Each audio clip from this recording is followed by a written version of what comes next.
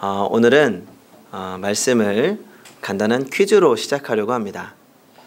너무 심각하게 생각하지 마시고 가볍게 생각해 보시기 바랍니다. 제가 워낙 설교를 재미없고 지루하게 하다 보니까 저는 가벼운 이야기를 해도 무겁게 들으시더라고요. 진짜 가벼운 퀴즈입니다. 첫 번째 질문입니다. 우리나라에서 가장 높은 빌딩은 뭘까요? 63빌딩이면 조금 오래되신 생각이신데 예전에는 63빌딩이었는데 지금은 잠실에 있는 롯데타워가 가장 높은 빌딩입니다. 이거는 퀴즈가 아니고요. 그러면 이 가장 높은 우리나라에서 가장 높다고 하는 이 롯데타워에서 뛰어내려도 죽지 않는 방법은 뭐가 있을까요? 물론 아무런 장비 없이 뛰어내려야 됩니다. 그런데 크게 다치지 않고 찰과상 정도 어떻게 하면 될까요? 정답은 간단합니다. 1층에서 뛰어내리면 됩니다. 두 번째 질문입니다. 우리나라는 아시겠죠? 우리나라는 교통사고로 죽는 사람이 세계 최고 수준입니다. 20, 30대 사망률 1위가 바로 교통사고라고 하는데 특히 배 나온 남자 교통사고 사망률이 정상인의 7배나 된다고 합니다. 그 충격이 크고 회복이 느리기 때문입니다. 그런데 약 한 30km에서 40km로 달리는 차에 부딪혀도 크게 다치지 않는 방법이 있다고 합니다. 어떻게 하면 될까요? 바로 뒤에서 부딪히는 겁니다. 이런 문제입니다. 고정관념에 대한 퀴즈였습니다. 사람들은 저마다 고정관념을 가지고 있다는 겁니다. 내가 생각하는 판단의 기준이 있습니다. 그러니까 우리도 모르게 자기만의 고정관념 속에서 생각하고 판단하게 됩니다. 그런데 문제는 이런 고정관념들이 부딪힐 때 서로의 갈등이 일어날 수 있다는 것입니다. 오늘 말씀의 이야기도 고정관념 때문에 벌어지는 이야기입니다. 우리 18절 말씀을 같이 한번 읽어보겠습니다. 시작.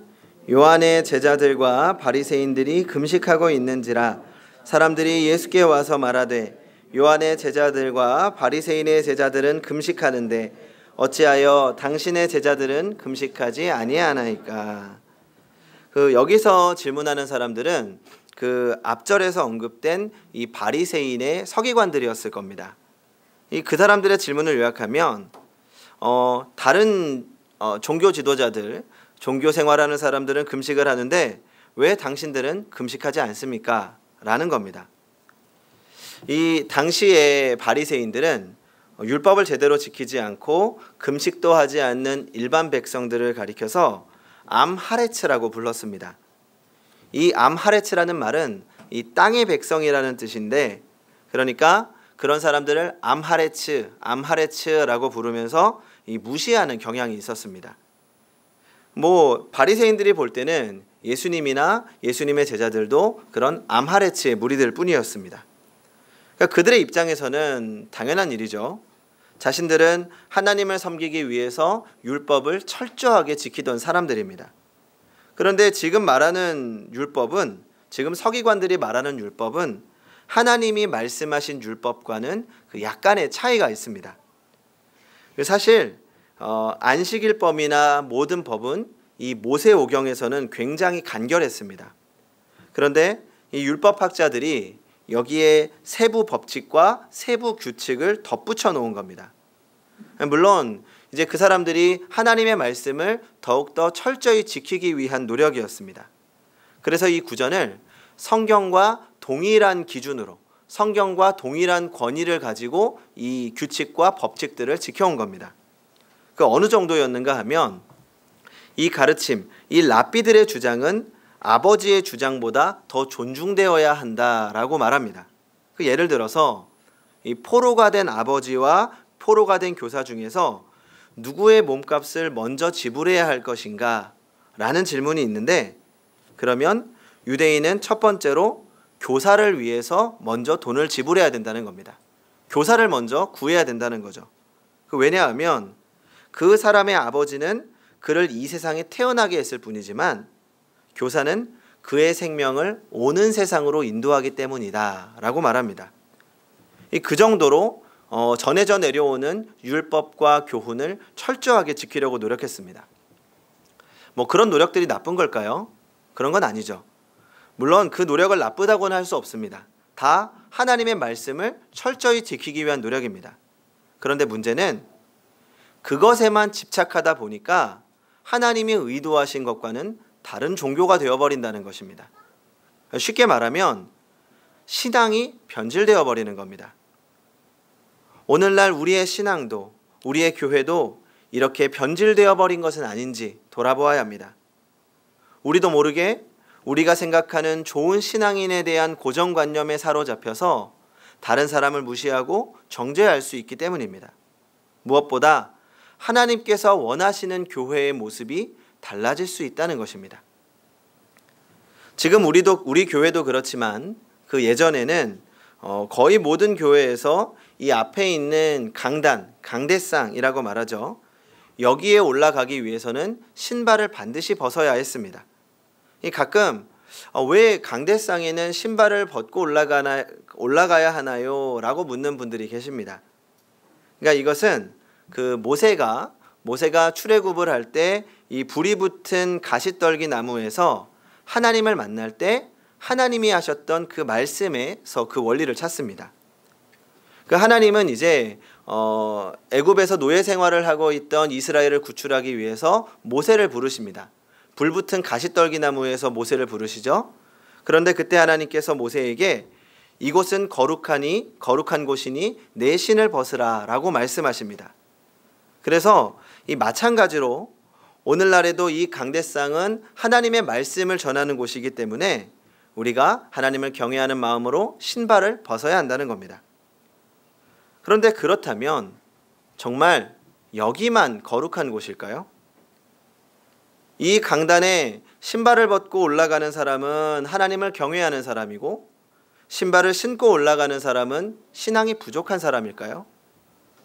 그리고 사실 지금 많은 교회들이 이 강대상에 신발을 신고 올라가는 교회로 변하고 있습니다. 그렇다면 그런 교회는 하나님의 거룩함을 모르는 개념 없는 교회일까요? 그렇지는 않죠. 물론 하나님을 경외하는 마음으로 신발을 벗는 것에는 좋은 의미가 있다고 생각합니다. 올라가는 순간에 내가 이 신발을 벗으면서 거룩한 하나님을 뵙습니다 라는 마음으로 올라간다면 그것은 참 좋은 일입니다.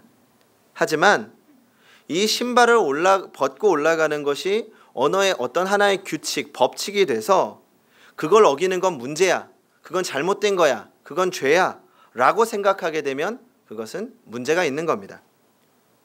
사실 하나님이 계신 곳은 어디나 거룩합니다.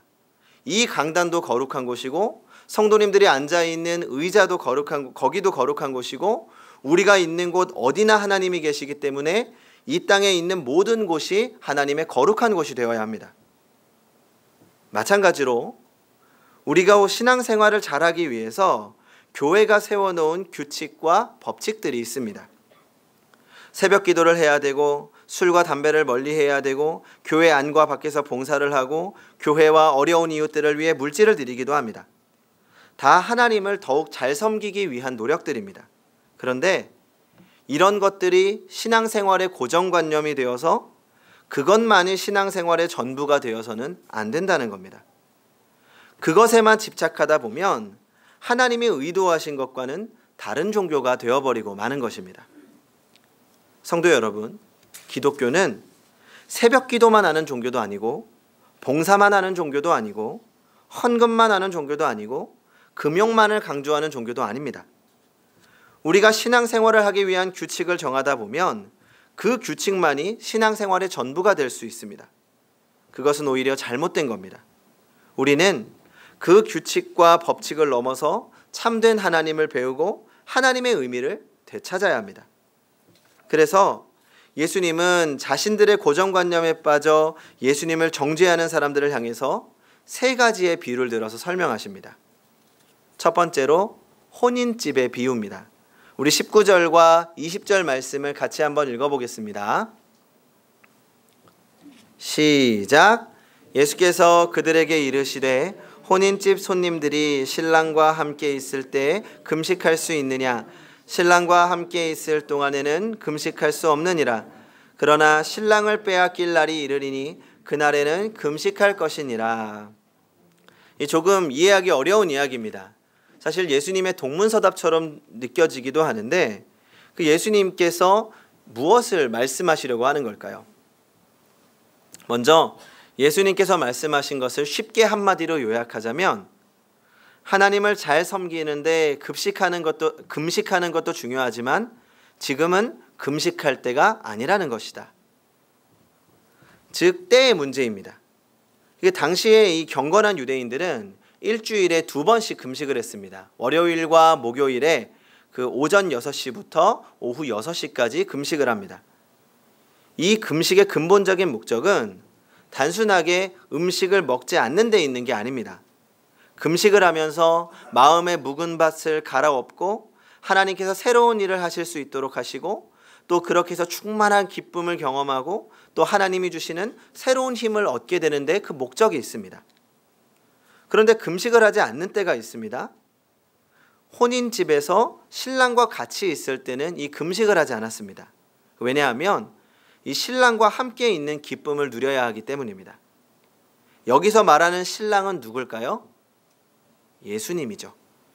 지금 예수님은 자신을 신랑에 비유해서 말씀하고 계신 겁니다. 예수님은 자신을 신랑이라고 표현하면서 내가 새 시대를 열어가는 새 시대의 주인이다라고 선포하십니다. 그래서 예수님은 이렇게 말씀하시는 겁니다. 그 금식의 목적, 너희가 말하는 금식의 목적이 뭐냐? 나와의 관계를 위한 거 아니냐? 내가 있는 동안은 금식하지 않는 것이 당연하고 내가 앞으로 순환을 당하고 십자가를 질 때 그때 금식하는 게 맞다. 그러니까 금식은 수단에 불과하다라고 말씀하시는 겁니다. 나아가서 너희가 지금 나에게 이야기하는 그 전통은 수단에 불과하다라고 말하는 겁니다. 결국 예수님은 수단이 아닌 본질에 집중하라고 말씀하시는 겁니다. 우리도 신앙생활을 할 때 본질과 원리에 집중해야 합니다. 수단과 본질을 혼동하면 안 됩니다. 새벽기도 열심히 나오는 성도가 그렇지 않은 성도를 향해서 왜 당신은 새벽기도 나오지 않습니까? 또 매주 장애인 시설에 가서 봉사 잘하시는 성도님이 목사님을 향해서 목사님 말로만 하지 말고 나처럼 직접 봉사 좀 해보십시오. 그리고 헌금 생활 잘하는 성도님이 왜 권사님이 돼서 11조 생활도 안 하십니까? 이런 식으로 생각해서는 안 된다는 겁니다. 그 예전에 제가 청소년부 사역을 할 때 이 열정을 갖고 계시던 부장 선생님이 계셨습니다. 이 부장 선생님뿐만 아니라 그 당시에 모든 교사들이 열정을 갖고 사랑을 갖고 헌신하던 분위기였습니다. 제가 볼 때는 부장 선생님도 그렇고 선생님들도 그렇고 정말 어디 내놔도 부끄럽지 않은 탁월한 분들입니다. 그런데 이 부장 선생님이 볼 때는 다른 선생님들에게 못마땅한 부분이 하나 있었습니다. 뭔가 하면 바로 편지였습니다. 이 부장 선생님이 예전에 이제 평교사로 교사를 할 때에는 이 학생들에게 부장 선생님이 직접 손편지를 써줬습니다. 이 정성과 사랑을 담아서 이야기를 나눈 거죠. 그러자 아이들은 편지를 받고 감동하고 또 그런 아이들이 많아져서 이제 부흥했었답니다. 그래서 항상 선생님들에게 선생님들 편지 써야 됩니다. 아이들에게 편지 써야 부흥합니다. 이렇게 늘 주장하셨습니다. 사실 좋은 이야기죠. 하지만 그렇다고 손편지 안 쓴다고 부흥하지 않는다거나 손편지 안 쓴다고 나쁜 교사는 아닙니다. 이 편지라는 건 수단에 불과합니다. 수단과 본질을 혼동하면 안 됩니다. 그 예수님은 계속해서 비유를 통해 말씀하십니다. 21절을 같이 읽어보겠습니다. 시작. 생배 조각을 낡은 옷에 붙이는 자가 없나니 만일 그렇게 하면 기운 새 것이 낡은 그것을 당기어 헤어짐이 더하게 되느니라. 두 번째로 예수님은 생배 조각의 비유를 하십니다. 빈티지 패션이라고 해서 그 일부러 오래되고 이 낡은 느낌의 옷들을 입는 패션이 있습니다. 청바지도 일부러 구멍을 내고 모자도 일부러 다 빛바랜 거 쓰고 약간 오래된 것처럼 보이는 옷을 입습니다. 뭐 지금이야 패션이지만 예전에는 떨어진 옷을 입고 다니면 창피했습니다. 그 양말 떨어진 것 기워 입고 옷 기워 입던 시절이 다 있었을 겁니다. 그 예수님은 그 옷 기워 입던 시절의 이야기를 하시는 겁니다. 왜냐하면 당시에 있던 서민들이 이렇게 늘 옷을 기워 입고 있었기 때문에 아마 굉장히 생활적으로 깊게 다가왔을 겁니다. 그런데 여기서 생배에 해당하는 헬라어는 이 아그나포스라고 하는데 한 번도 세탁한 적이 없는 천을 가리킵니다. 그렇다면 한 번도 세탁한 적이 없는 천을 이 헌옷에 덧대어서 기워서 입는다면 어떻게 될까요? 물론 색깔도 맞지 않아서 어색할 겁니다. 뭐 처음에는 그런대로 바람도 들어오지 않고 속살이 보이지 않아서 부끄러운 것들을 가려줄 수 있습니다. 하지만 이게 물에 빨면 달라집니다. 물에 빨면 이 생배 조각은 수축력이 강해서 결국 낡은 것을 당기게 되고 오히려 더 헤어지게 되는 겁니다. 여기서 말하는 생배 조각이 무엇을 의미할까요? 바로 예수 그리스도의 복음을 의미하고 낡은 옷은 유대인의 낡은 종교를 의미합니다. 예수 그리스도의 새로운 복음을 낡은 유대교 의식과 전통에 접붙이려고 하면 결국 복음의 힘을 감당하지 못하고 허물어질 수밖에 없다는 겁니다. 그리고 22절을 같이 읽어보겠습니다. 시작. 새 포도주를 낡은 가죽 부대에 넣는 자가 없나니 만일 그렇게 하면 새 포도주가 부대를 터뜨려 포도주와 부대를 버리게 되리라. 오직 새 포도주는 새 부대에 넣느니라 하시니라. 그 세 번째로 새 포도주의 이야기입니다. 그 당시에 이제 포도주를 넣었던 가죽 부대는 양이나 염소의 가죽을 이제 통째로 벗긴 다음에 그것을 부대로 묶어서 사용했습니다. 그러니까 가죽이니까 오래 사용하면 당연히 낡게 됩니다. 그런데 이게 아깝다고 낡은 부대 속에 새 포도주를 넣으면 어떻게 될까요? 이 포도주가 발효하면서 가스가 차고 부피가 더 커지는데 그 힘에 의해서 낡은 가죽 부대는 터져버리는 겁니다. 그러면 가죽 부대도 잃어버리고 새 포도주도 쏟아져서 둘 다 버리게 된다는 거죠. 그런데 여기서 새롭다라는 헬라어 표현은 두 가지가 있습니다. 하나는 네오스이고 또 다른 하나는 카이노스입니다. 이 네오스라는 말은 시대적으로 새로운 것을 말하고 카이노스라는 말은 질적으로 새로운 것을 말합니다. 그러면 본문에서는 새 포도주를 말할 때 어떤 단어를 사용했을까요? 네오스라는 단어를 사용합니다. 그리고 새 부대할 때 새는 카이노스입니다.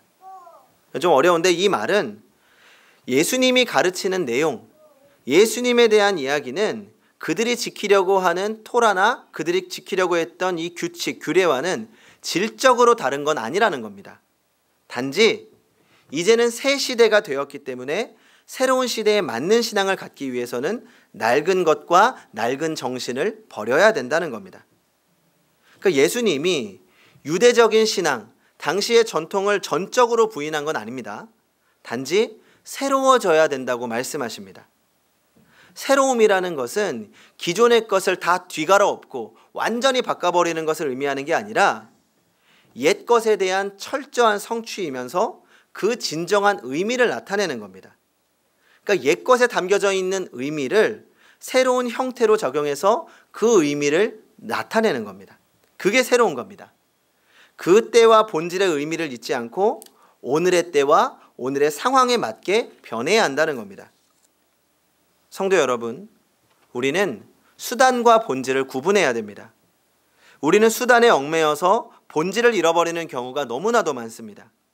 그렇다면 우리가 잊지 말아야 할 본질은 무엇입니까?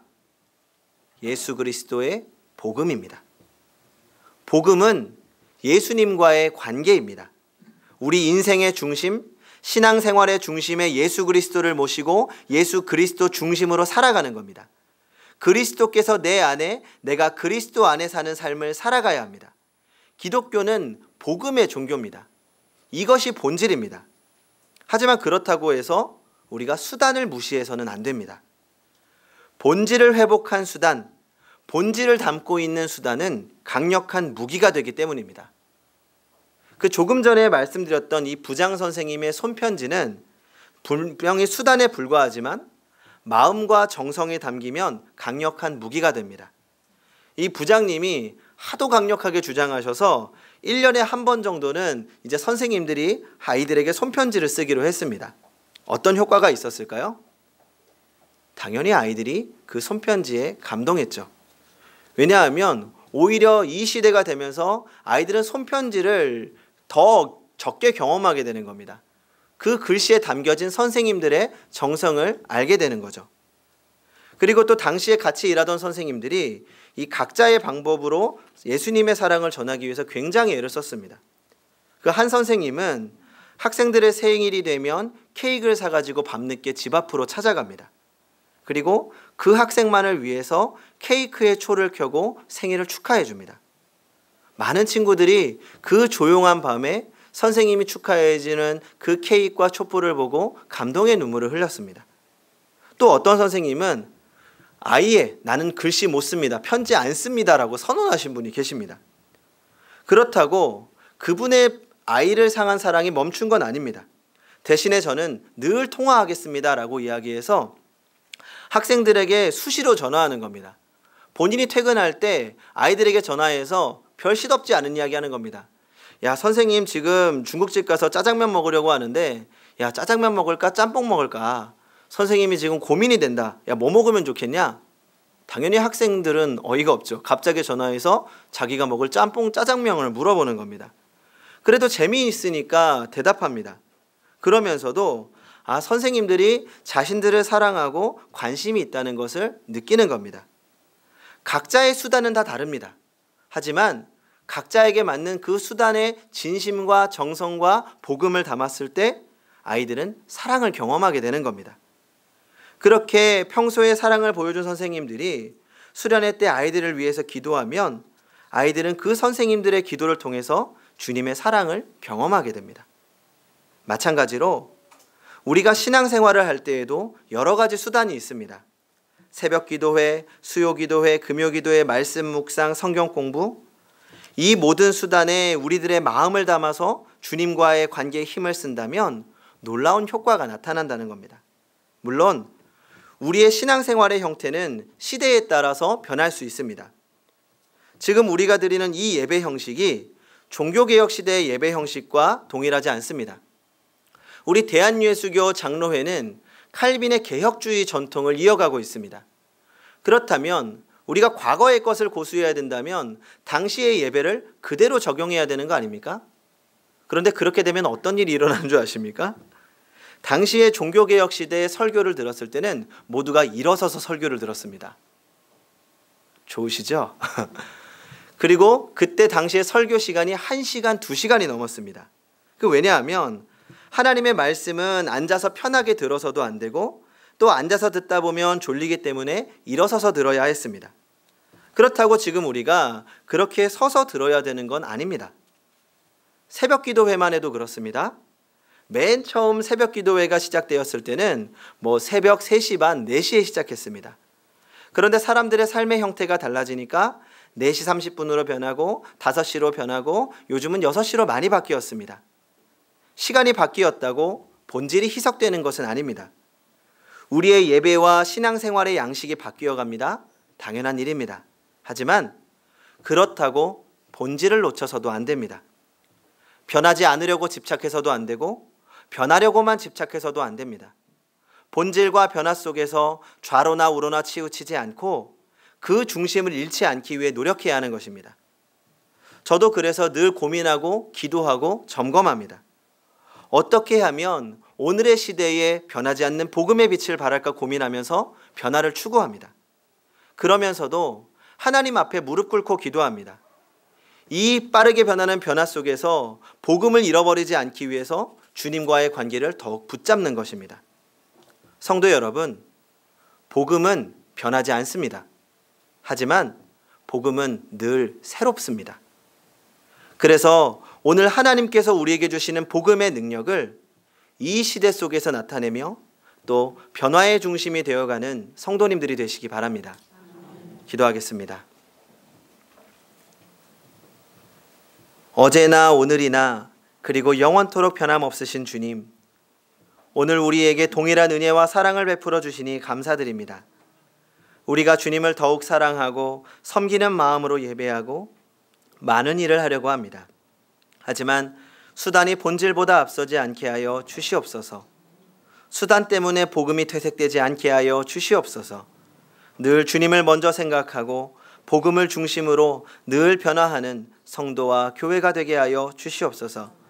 그리하여 새로운 시대에도 늘 새로운 복음의 능력이 나타나는 그리스도인이 되게 하여 주시옵소서. 연약한 우리를 성령의 능력으로 붙들어 주시고 함께 하실 줄 믿으며 예수님의 이름으로 기도합니다. 아멘.